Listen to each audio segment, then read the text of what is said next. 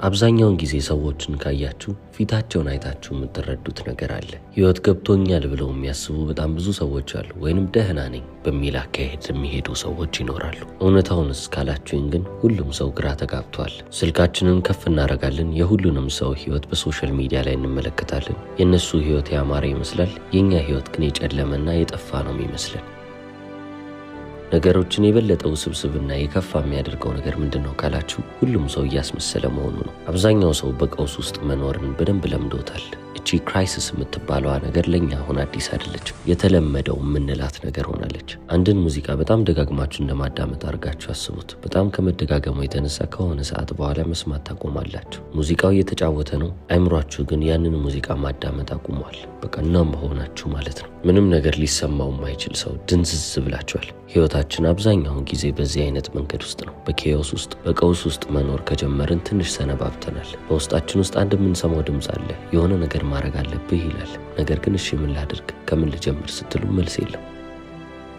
ታዲያ ይህንን የህይወታችንን ቀውስ ለመቆጣጠር በሞከርን ቁጥር የበለጠ ቀውስ ውስጥ እየገባን እንሄዳለን። አንድን ውሃ ለማረጋጋት ልክ እንደ መምታት ማለት ነው። ውሃውን አረጋጋለሁ ብላችሁ ስትመቱት የበለጠ እንቅስቃሴን እየፈጠራችሁ ነው የምትሄዱት። ስለዚህ አሁን አንድ ክብ ነገር እንዳለ አድርጋችሁ አስቡና በዛች ክብ ነገር ውስጥ ኮንትሮል ማድረግ የምትችሉትን መቆጣጠር የምትችሉትን ነገር እንዳለ አስቀምጡ። ለምሳሌ ተግባራችሁን መቆጣጠር ትችላላችሁ። ምንም አይነት ነገር ቢፈጠርባችሁ እንዴት ምላሽ መስጠት እንዳለባችሁ ያንን ምላሻችሁን መቆጣጠር ትችላላችሁ። በቀጣይ 5 ደቂቃዎች ውስጥ ምን አይነት ነገሮችን ማድረግ እንዳለባችሁ በደንብ ልብ የምትሉ ነው የምትሆኑት። ስለዚህ ያም በእናንተ ቁጥጥር ስር ይሆናል። ከእናንተ ቁጥጥር ውጭ ያሉ ነገሮችስ ምንድን ናቸው? የሀገር ኢኮኖሚ አሁን ከእናንተ ቁጥጥር ውጭ ነው። የሰዎች አስተያየት ከእናንተ ቁጥጥር ውጭ ነው። ቴክስት እንዲያደርግላችሁ የምትፈልጉት ሰው ቴክስት አረጋ አላረገ ብሎ ማሰባችሁ ምንም አይጠቅማችሁ። ምክንያቱም በፍጹም የምትቆጣጠሩት ነገር አይደለም። ስለዚህ አብዛኛውን ጊዜ ኤነርጂያችንን ወይንም ደግሞ የእኛን ባትሪ እየጨረሰብን ያለው ነገር ምንድን ነው ካላችሁ የማንቆጣጠረው ነገር ላይ ፎከስ ማድረጋችን ነው።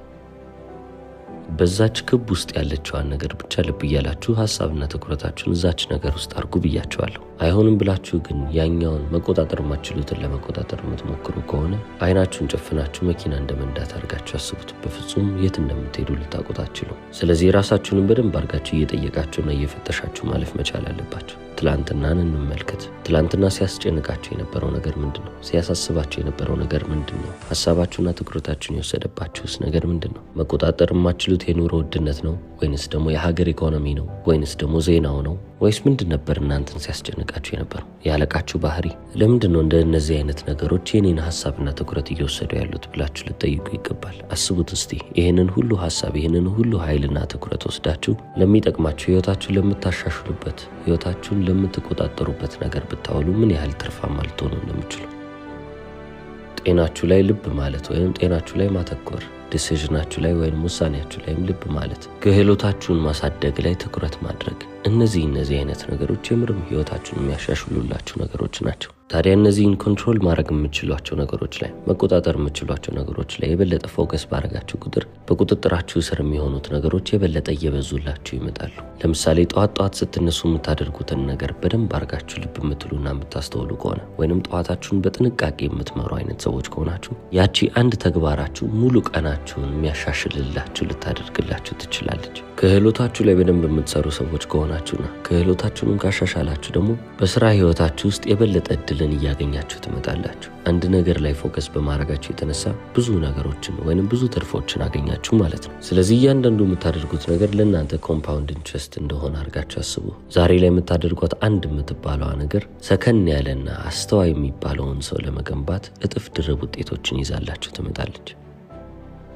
በህይወታችሁም ደግሞ በቃኝ የምትሉበት ጊዜ ይመጣል። በጣም አስፈላጊ የሚባል ነገር አለ፣ ነገር ግን ለዚህ ነገር ከዚህ በኋላ ቦታ የለኝም ብላችሁ ወሰናችሁት ነገር ይኖራል። ምናልባትም ፍቅረኛ ከዚህ በኋላ እንዲኖረኝ አልፈልግም፣ በቃ ሰላማዊ ህይወት ነው የምኖረው ብላችሁ አስባችሁ ይሆናል። ምናልባትም አሁን ላይ በምትሰሩት ስራ ተስፋ ቆርጣችሁም ሊሆን ይችላል። በምታደርጉት በማንኛውም ነገር ግን ዲስአፖይንትድ እየሆናችሁ ስትሄዱ፣ እየተከፋችሁ ስትሄዱ ምንም እንኳን ይህ ነገር ይህን ያላስፈላጊ ቢሆንም እንኳን አልፈልግም ብላችሁ ታስባላችሁ። ስለዚህ ምንም የማደርገው ነገር አይጠቅምም ብላችሁ ባሰባችሁ ቁጥር የበለጠ አይምሯችሁ ምንም አይነት ሙከራ ማድረግ የለብኝም ብሎ ማሰብን ይጀምራል። ስለዚህ አሁን በደንብ አድርገን ልናስተካክል ይገባል ወይንም ልናሻሽለው ይገባል። እኛ የምናደርጋቸው ነገሮች በትክክል ማተር እንደሚያደርጉ ቦታ እንዳላቸው ዋጋ እንዳላቸው ለአእምሯችን ምልክትን እየሰጠን ማስተማር መቻል ይጠበቅብናል። ስለዚህ ምንም ትላልቅ ነገርን ማድረግ ሳይጠበቅብን ከትናንሾቹ ነገሮች እንጀምራለን ማለት ነው። አልጋችሁን በማንጠፍ ልትጀምሩ ትችላላችሁ። ቀላል የሚባል ስራ በመስራትም ልትጀምሩ ትችላላችሁ። ወክ በማድረግም ልትጀምሩ ትችላላችሁ። አላማችሁ እዚህ ጋር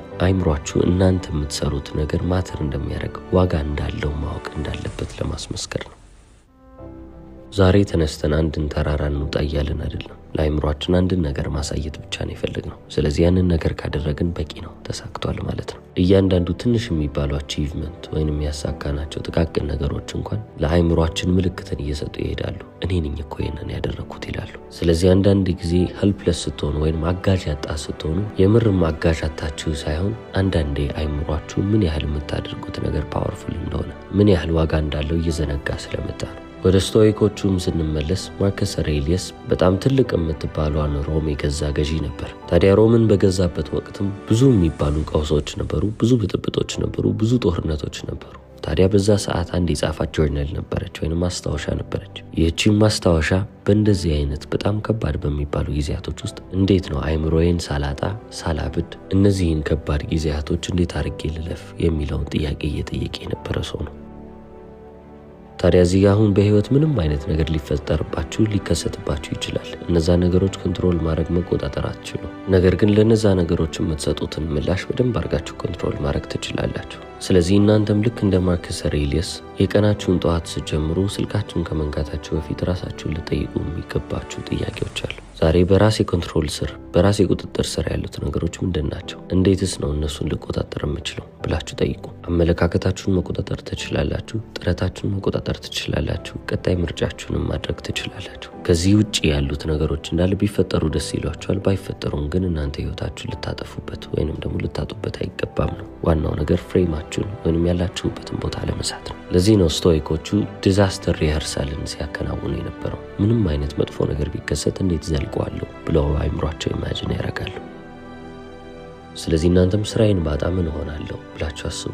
ደህና ትሆናላችሁ፣ ጤና አላችሁ። ስለዚህ ያችን ፖዚቲቭ ብቻ ይዛችሁ ማለፍ ነው። የትዳር አጋራችሁ እናንተን ዛሬ ቢፈታችሁ ወይንም ደግሞ ከፍቅረኛችሁ ጋር ብትጣሉ ምንም አትሆኑም፣ ህይወታችሁን አላጣችሁም። ስለዚህ መተንፈስ ትችላላችሁ። የህይወታችሁ መጨረሻ ሊሆን አይችልም ማለት ነው። እነዚህ ነገሮች ያ ነገር ባይፈጠርም ቢፈጠርም ቀድሞ የሚያዘጋጇችሁ ነገሮች ይሆናሉ። ስለዚህ ዕጣ ፈንታችሁ ምንም አይነት ነገር ይሁን ልትወዱት፣ ልትቀበሉትና ኢምብሬስ ልታደርጉት ይገባል። ምክንያቱም እውነታውን ወይንም ዕጣ ፈንታዬን እጋፈጣለሁ ብላችሁ የምታስቡ ሰዎች ከሆናችሁ ውሃን ለመያዝ እንደመሞከር ነው። በፍጹም ልትጨብጡት አትችሉም። ለያዘው ባላችሁት ቁጥር እየተበተነባችሁ ወይንም ከእጃችሁ እየጠፋ ይሄዳል። ህይወት ጨዋታ መሆኗን በፍጹም እንዳትረሱ። ጨዋታው ካልተመቻችሁ ጨዋታውን መቀየር አትችሉም፣ ነገር ግን ጨዋታችሁን መለወጥ ትችላላችሁ። ስለዚህ እዛ ላይ ፎከስ ማድረግ የተሻለ ውጤት እንድናገኝ ይረዳናል። በዚህም አለበዚያ ግን ህይወታችን በራሳችን እጅ ውስጥ መሲ ሊሆን ይችላል ወይንም ደግሞ ምስቅልቅል ያለ ሊሆን ይችላል። በዛ ነገር ውስጥም ትርጉም እንፈልገን ማግኘት አለብን። ታዋቂው ጸሐፊ ቪክተር ፍራንክል በ4 የኮንሰንትሬሽን ካምፖች ውስጥ የኖረ ሰው ነው። እንግዲህ የፖለቲከኛ እስረኞች የሚታሰሩበት ቦታ በሁለተኛው የዓለም ጦርነት ጊዜ ማለት ነው። ማን ሰርች ፎር ሚኒንግ የተሰኘው መጽሐፉ ላይም ያሳለፈውን ጊዜና ከዛ ጊዜስ ምን እንደተማረ በደንብ አድርጎ ጽፎ ነበር። በዋነኝነት ጠቀመኝ ያለው ነገር ምን እንደሆነ ታውቃላችሁ? በህይወት ምንም አይነት ነገር ይፈጠርባችሁ ሪያክት ማድረግ ወይንም ሪስፖንድ የምታደርጉበት መንገድ ሁሌም ቢሆን ከእናንተ ጋር ነው። ማንም ሊወስድባችሁ አይችልም። ምላሽ የምትሰጡበት መንገድ የእናንተ ብቸኛው መፍትሄ ነው ይላል። ህይወት ምናልባትም እናንተን የማትፈልጉበት ቦታ ጋር ወስዳ ልትወረውራችሁ ትችላለች። እዛ ቦታ ላይም ስትደርሱ ምናልባትም ደስታን ላታገኙ ትችላላችሁ። ደስታን ባላገኛችሁበት ቦታ ግን ምንጊዜም ቢሆን ትርጉምን አገኙ።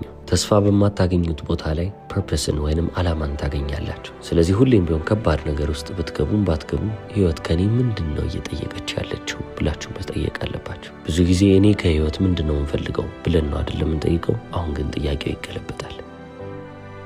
ምንም አይነት ችግርን ተጋፈጡ። ያ ችግር ከኔ ምንድን ነው የሚፈልገው? በዚህ ሁኔታ ውስጥ ምን ማድረግ ነው ያለብኝ ብላችሁ ነው የምጠይቁት። ይሄ ችግር ከኔ ምንድን ነው የሚፈልገው ስትሉ ግን እንደ ቪክቲም ሆናችሁ ወይንም እንደ ተጠቂ እንደ ተጎዳ ሰው ሆናችሁ አይደለም። የምርም ለማወቅ ለመረዳት እንደሚፈልግ ሰው ሆናችሁ ነው። አንዳንድ ነገሮች በህይወታችሁ ውስጥ ይከሰታሉ። ትዕግስትን ሊያስተምሯችሁ ይመጣሉ። ከሬጅን ወይንም ድፍረትን ሊያስተምሯችሁ ይችላሉ። ወድቆ መነሳትን የሚያስተምሯችሁ ብዙ ሁኔታዎችም ሊፈጠሩ ይችላሉ። ምን እንደሆነ አታውቁም። ነገር ግን ሁሌም ቢሆን ይህንን ጥያቄ ከጠየቃችሁ ህይወት እናንተን ምን ልታስተምራችሁ እንደሆነ እያወቃችሁ ትመጣላችሁ። ሁሌም ቢሆን የህይወታችንን ዓላማ እየፈለግን ነው ብለን እናስባለን። ልክ የህይወታችን ዓላማ ከኛ የተደበቀ ይመስል የህይወታችን ዓላማ ግን ልክ እንደሚታጠብ ልብስ ነው። ሁሌም ቢሆን የቆሸሸ ልብስ አለን። ሁሌም ቢሆን ማጠብ እንዳለብን እናውቀዋለን፣ እናጥበዋለንም። ነገር ግን ግላመረስ የሚባል ነገር አይደለም፣ ወይንም ደግሞ በጣም የተዋበ በጣም የሚያብረቀርቅ ነገር አይደለም። በቃ ምንድን ተራ የሚባል ነገር ነው። ስለዚህ ምናልባት ዛሬ በጣም ቀኑ ከበደኝ ካላችሁ፣ ብዙ ነገሮች ከተጫጫኑባችሁ፣ ቀናችሁን በትንሹም ደረጃ ማቅለል ይሆናል የመጀመሪያችሁ ስራ።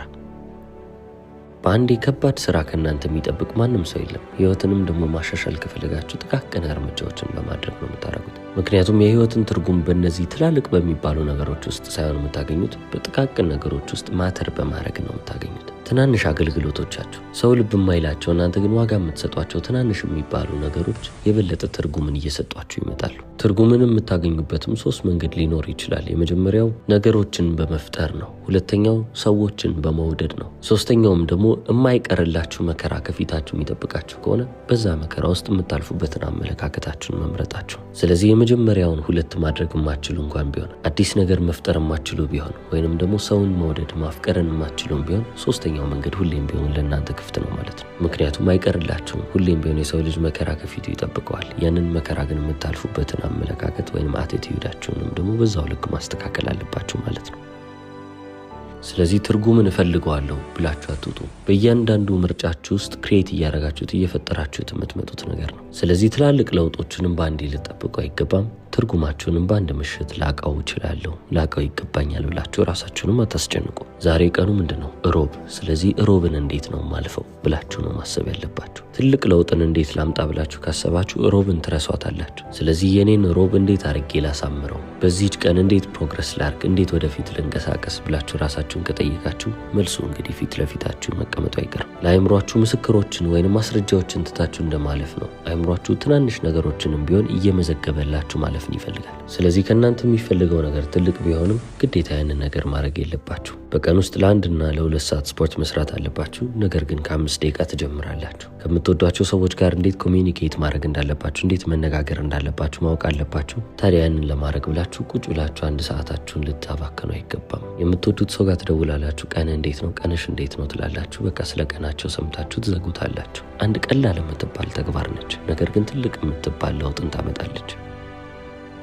አይምሯችሁም እነዚህን ነገሮች በተመለከተ ቁጥር እየመዘገበ ፕሩፍ ነው ወይም ማስረጃ ነው እያለ እያለፈላችሁ ይመጣል። ለአይምሯችን ሳይዝ ወይንም ደግሞ ይሄ ግዝፈቱ ምንም ማለት አይደለም። ለሱ ማሸነፍ ብቻ ነው በቂው። ስለዚህ ማድረግ ያለብኝ ነገር አድርጌያለሁ ማለት ነው የሚፈልገው። ያንን ነገር እናንተ ካሟላችሁለት ሞመንተም እያገኘ ይሄዳል ማለት ነው። አብዛኞቻችን የምንሳሳተው ስህተት ትልቅ የሚባል ድል እስካላገኘን ድረስ ትናንሾቹን ነገር ጣል ጣል አድርገን እናልፋለን። በትላልቅ ችግሮች ውስጥ እየኖርን ሊሆን ይችላል። ጠዋት መነሳታችን እንደ ድል መቆጠር ያለበት ቀናቶችም አሉ። ስለዚህ ጠዋት መነሳታችሁን ተነስታችሁም ደግሞ ያሰባችሁትን ነገር ለማድረግ መፈለጋችሁን ልክ እንደ ድል ልትመለከቱት ይገባል። በመጨረሻም የምታደርጓቸውን ነገሮች እንዳለ ከዛሬ 10 ዓመት በኋላ ምን ሊመስል ይችላል በሚል አመለካከት ውስጥ እንድታደርጉ መክራቸዋለሁ። በምታደርጉት በእያንዳንዱ ነገር ውስጥ ለነገ እያላችሁ የምታስቡ ከሆነ እያንዳንዱ ችግር የህይወታችሁ ማብቂያ ሊመስል ይችላል። ነገር ግን ለዛሬ 10 ዓመት ብላችሁ የምታቅዱና የምታስቡ አይነት ሰዎች ከሆናችሁ ግን እያንዳንዱ ችግር ለእናንተ ልክ እንደ ስፒድ ባምፕ ነው። መንገድ ላይ መኪኖች ፍጥነታቸውን እንዲቀንሱ የሚያስቀምጡት ስፒድ ብሬክ ወይንም ስፒድ ባምፕ አለ አይደለ? ልክ እንደሱ ነው የሚሆነው። በቃ አንዴ አለፍ ትላላችሁ። አንዴ እሱን ካለፋችሁም በኋላ ቀጥ ያለ መስመር ለስለስ ያለውንም አስፋልት ታገኙታላችሁ ማለት ነው። እያንዳንዱ የህይወታችሁ ችግር ልክ እንደ ስፒድ ባምፕ ይሆናል። ለነገ ወይንም ደግሞ ለዛሬ እያላችሁ ግን እያንዳንዱን ችግር ልክ አሁን ላይ እንደሚያበቃላችሁ አድርጋችሁ የምትቆጥሩት ከሆነ ለዛ ነገር መፍትሄ የማምጣት አቅማችሁ እየወረደ ይመጣል። የዛሬ 10 ዓመት ካላችሁ ግን የዛሬ 10 ዓመት ከሚኖራችሁ ማንነት አንጻር እቺ ችግር ለእናንተ ምናችሁም እንዳልሆነች ልብ ትላላችሁ። ያንን ፐርስፔክቲቭ ያንን እይታ ይሰጣችኋል። ስለዚህ ለዛሬ 5 ዓመት ወይንም ለዛሬ 10 ዓመት እያሰባችሁ መንቀሳቀስን ጀምሮ። ይህ ማለት ምን ማለት ነው? አሁንን አትኖሩ እያልኩ አይደለም። ነገር ግን አሁን ላይ የሚፈጠር ምንም አይነት ነገር ከወደፊቱ ማንነታችሁ አንጻር ሲታይ በጣም ትንሽ ነው የሚሆነው። ስለዚህ ለወደፊት ማንነታችሁ ቁጭ ብላችሁ ደብዳቤ ጻፉ። ያ የወደፊት ማንነታችሁ በምን ጉዳይ እናንተን የሚያመሰግናችሁ፣ በምን ጉዳይ ደስተኛ የሚሆን ይመስላችኋል? እነዛን ነገሮች ቁጭ ብላችሁ ጻፉ። ከወደፊት ማንነታችሁ ጋር ኮኔክት እንደማድረግ ነው። ስለዚህ እያንዳንዱ ምርጫችሁም ትልቅ የሚባል ቦታ እየያዘ ይሄዳል ማለት ነው። ዛሬ ወደ ጂም አለመሄዳችሁ ምንም አይነት ለውጥ ላያመጣላችሁ ይችላል። ምን ችግር አለው? አንድ ቀን እኮ ነው የቀረው ትላላችሁ። ነገር ግን በብዙ ጊዜ አድርጋችሁ ደግሞ አስቡት። ለ1 ዓመት ተከታታይ ጂም ካልሄዳችሁ ግን ህይወታችሁ ላይ ትልቅ የሚባል ለውጥ ይመጣል። ትልቅ የሚባል ችግርም ይዞላችሁ ይመጣ ይሆናል። ሁሉም ነገር ኮምፓውንድ እያደረገ ነው የሚሄደው። ጥሩ የሚባሉ ነገሮችም በቀናችሁ ውስጥ 10 ገጾችን ብቻ እያነበባችሁ ብትቀጥሉ በአመት ውስጥ 3650 ገጾችን አነበባችሁ ማለት ነው። ሙሉ ለሙሉ አመለካከታችሁን የሚለውጥላችሁ ነገር አገኛችሁ ማለት ነው። ስለዚህ በዚህ ህይወት ውስጥ ህይወታችሁን እንደምንም እያሳመራችሁ መሄድ የምትፈልጉ ከሆነ፣ ምስቅልቅል ካለውም ህይወት ማምለጥ የምትፈልጉ ከሆነ ረዘም ያለውን ጨዋታ መጫወታችሁን አትርሱ። እስከ መጨረሻው ስለተከታተላችሁኝ አመሰግናለሁ። ቻው።